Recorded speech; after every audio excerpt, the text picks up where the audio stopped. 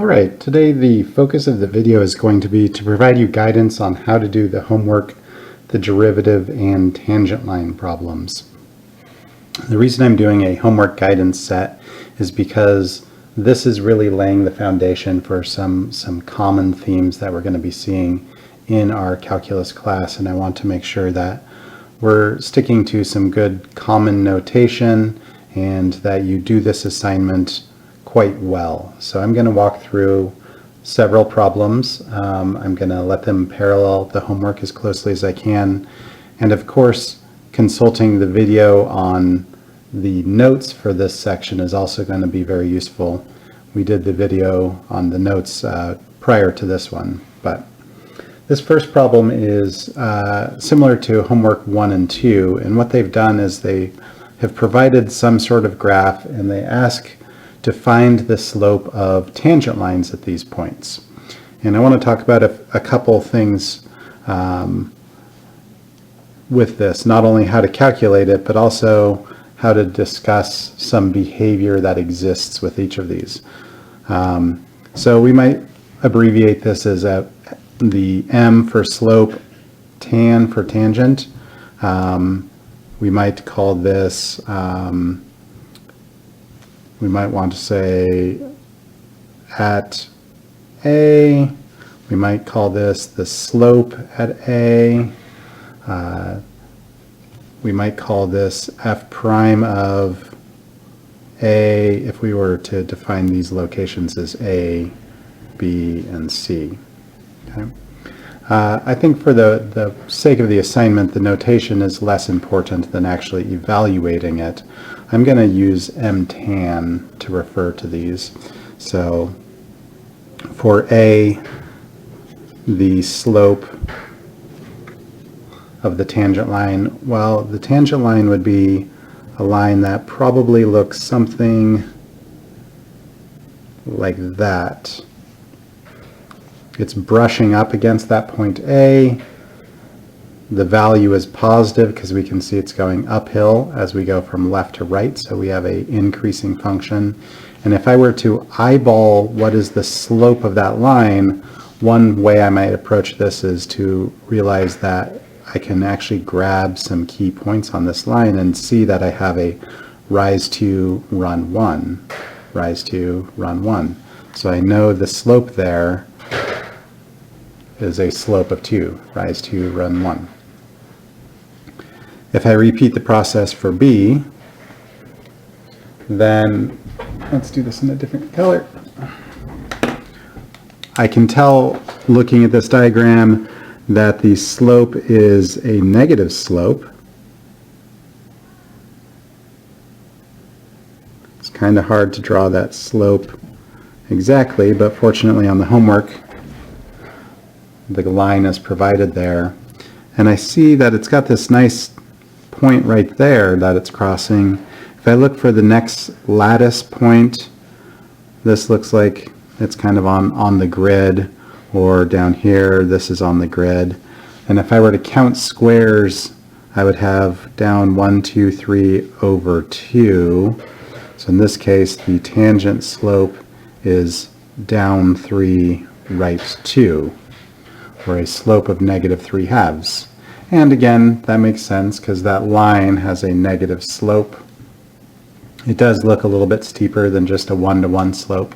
So it makes sense that the magnitude of this number is greater than 1. Finally, if I went to C and ask what is the slope at C, looking at this graph, I can see that that is a flat spot on the graph. We're reaching kind of the minimum of that curve right there, the relative min. If I were to grab lattice points on this, I would see that I've got a rise of 0 for a run of 1, and so that has a slope of 0. And this concept of a 0 slope is going to occur pretty regularly on these functions. We're going to oftentimes try to find where does a function have a slope of 0, because there's a significant behavior change there. Our function went from decreasing to increasing. So that's how you handle problems 1 and 2.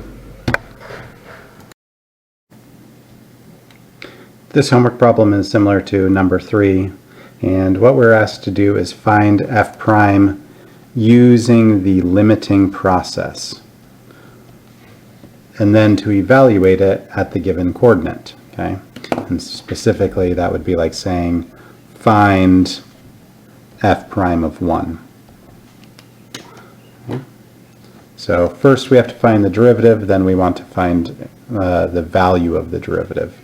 And the limiting process is the limit as h goes to 0 of f of x plus h minus f of x over h. This is a process that we've done several times now in our notes, and hopefully it's getting a little more comfortable to handle. We plug in x plus h wherever there's a variable. And then for f of x, we plug in x wherever there's a variable. And our goal then is to try to get rid of the parentheses and simplify this so that we no longer have the divide by 0 error when we have direct substitution. If I expand my numerator and get rid of the parentheses, then I'll see that the 3 cancels and the x squared cancels, and the h cancels out of the numerator and denominator. Evaluating this limit expression gives us an answer of 2x, because if I plug 0 in for h, I get a number or a function that doesn't have a divide by 0 error. So that process is called the limiting process of finding the derivative. And the derivative, if you recall, is a tool that we use to determine the slope of a function at any given point. So on this curve, the slope at 1 would be 2 times 1, which is 2. Visually, if we were to picture what this means, we have the curve x squared plus 3, which is a parabola that has been shifted up 3. 1, 2, 3. And at x equals 1, we're at that point 1 comma 4. The slope of that line, if we were to do a tangent line, the slope of that tangent line is 2. So that's what we calculated. This is like problem number 3. Okay, this homework problem is, or this notes problem is similar to homework number 4. The goal is that we want to find f prime of x, and we want to, once we have found the derivative through the limiting process, we want to evaluate that at x equals 1. Okay, this is the y coordinate, but the x coordinate is 1. So the limiting process is, as we just saw, the limit is h goes to 0 of f of x plus h. And I'm going to write that all out. There's my f of x plus h minus f of x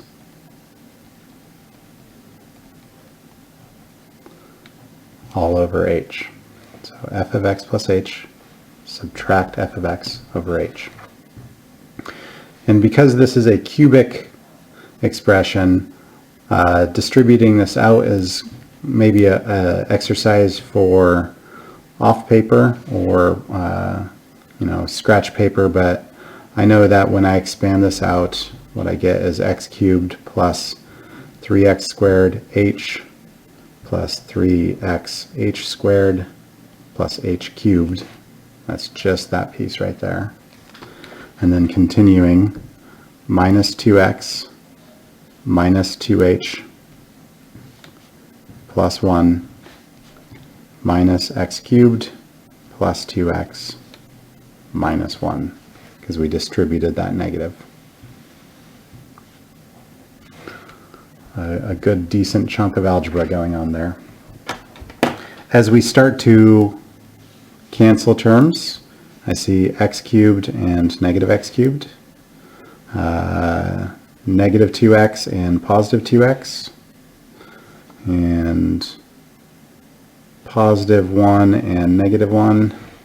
I think that's all that cancels. Good. If I were to take the limit of this expression, I would still get a divide by zero error, but when I inspect what's left, all four terms have an h in it, so I'm going to pull an h out of the numerator.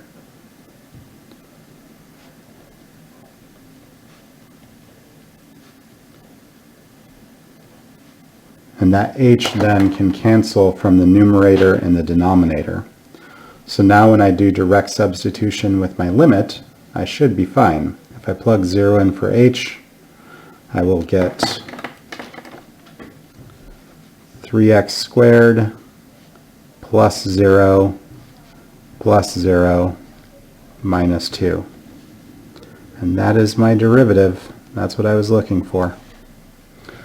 The derivative is 3x squared minus 2. Which means, if I want to evaluate the derivative of 1, it would be 3 times 1 squared minus 2, which is 1. Now, visually what's going on is we have a cubic curve that looks something like, if we were to grab a calculator to picture it, or dissect it with some pretty good pre-calculus knowledge, we could get the curve look something like that. And I'm asking the question of, I didn't quite draw it right. It's more like this is 1. I don't know what this is. They ask the question, what is the slope at x equals 1? And the slope at that point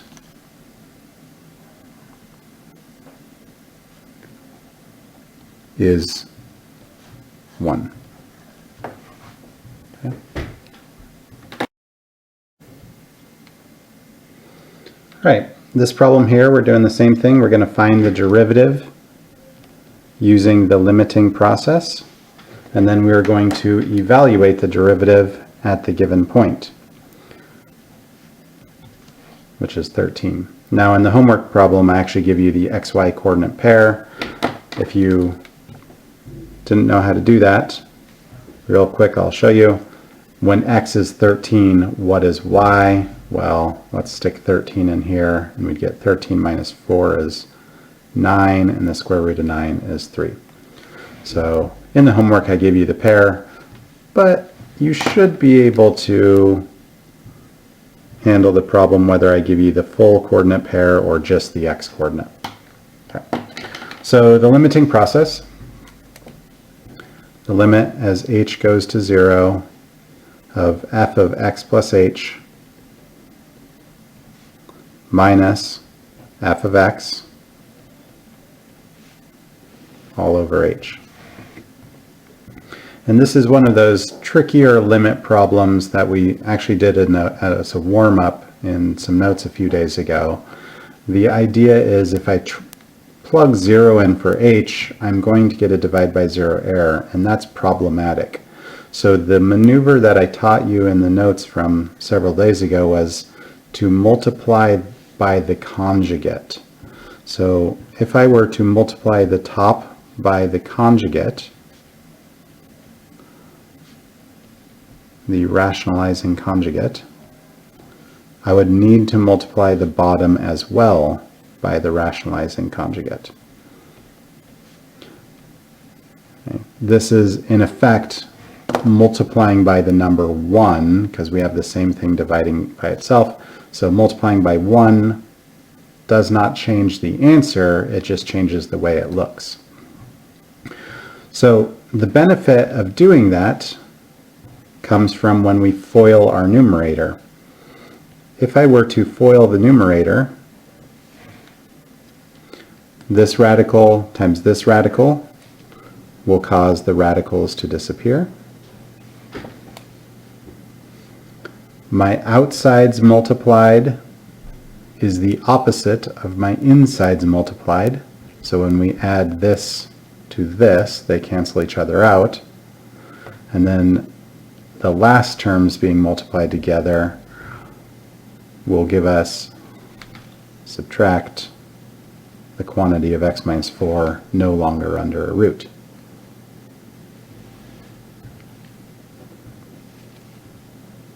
And then we'll leave the bottom alone.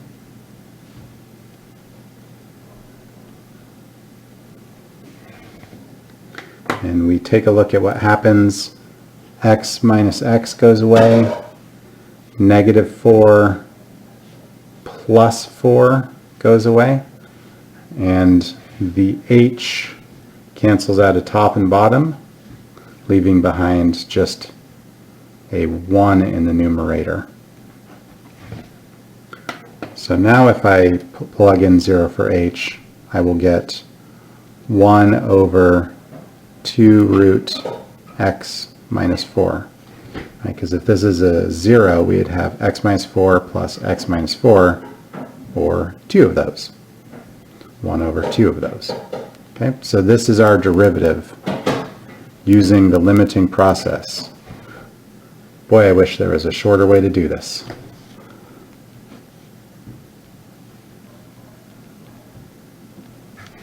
Now we want to find f prime of 13. That's a matter of plugging 13 into this derivative. And we get 1 over 2 root 13 minus 4,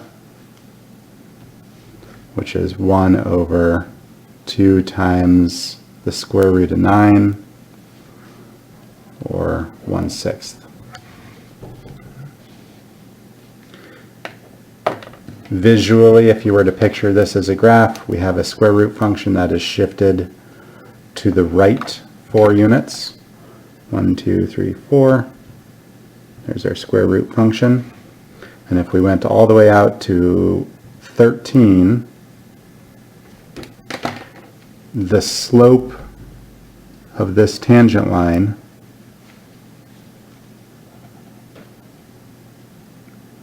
is 1/6. Rise 1, run 6. Rise 1, run 6. Okay. I want you to continue to be able to see the connection between what we're doing analytically and what it represents visually, because that's going to be kind of a key theme, as to be flexible between the analytical approach and understanding what it means graphically. Right, and the last one for this video, this is similar to homework problem number 6. We're given a function and we want to find the derivative using the limiting process and then evaluate that derivative at 6. So the limiting process says the limit as h goes to 0 of f of x plus h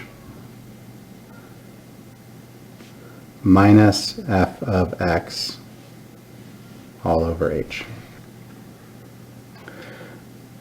Now, on first inspection, I see that I have some fractions inside of fractions. I'm going to see what happens if I plug 0 in to h. If I plug 0 into h, then I'm going to get 3 over x squared minus 3 over x squared divided by 0. So I still have a divide by 0 error. So there's work to be done to evaluate this limit.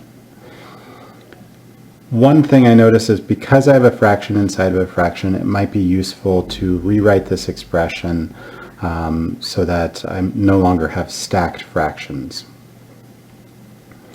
And in doing this, dividing by h is the same thing as multiplying by 1 over h. Okay? That's a division property. When you divide by a number, it's the same as multiplying by their reciprocal. Now I no longer have stacked fractions, but this doesn't solve the problem. If I stick 0 into the expression, I'm still going to have a divide by 0 error. So let's see what we can do to the stuff inside the brackets to clean that up. I have 2 fractions, and I'm going to try to combine them into being a singular fraction. And the way that I'm going to do that is I'm going to find my common denominator. Well, my common denominator is one of them, could be the denominator of each being multiplied together. So in the first fraction, in order to have this common denominator, I'm going to need to multiply the top and bottom by x squared. So there's the top multiplied by x squared, and this is the bottom multiplied by x squared. For my second fraction, in order to get this as the denominator, I'm going to need to multiply the top and bottom by x plus h squared. So 3 times x plus h squared over x squared times x plus h squared.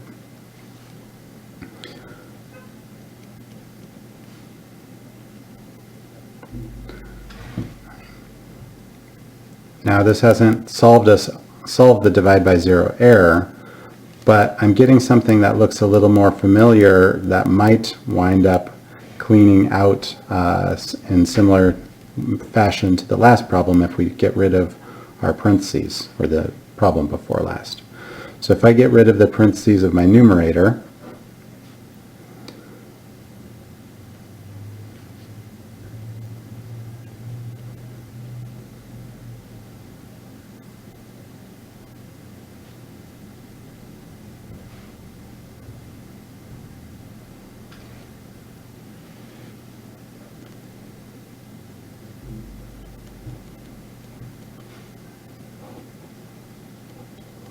this is what the resultant expression is. I have that x squared plus 2xh plus h squared, and then I distributed that negative through. Now we see the magic start to happen. 3x squared cancels with 3x squared.